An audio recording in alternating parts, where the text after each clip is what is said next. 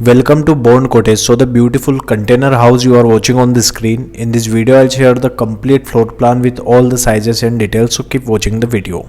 So this is the floor plan of the house. There is a 40 feet shipping container. The total area I have taken is the length is 40 feet in meter 12 meter and the width is 8 feet in meter 2.43 meter.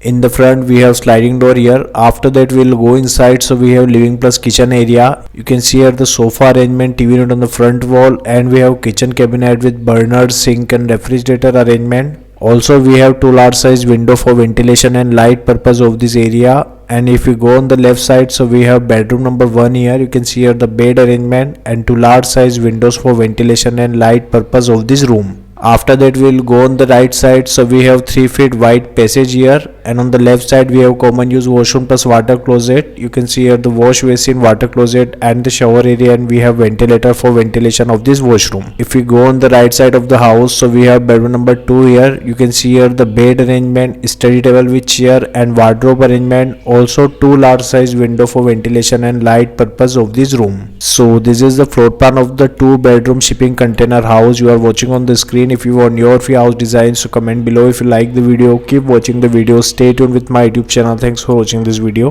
Thanks.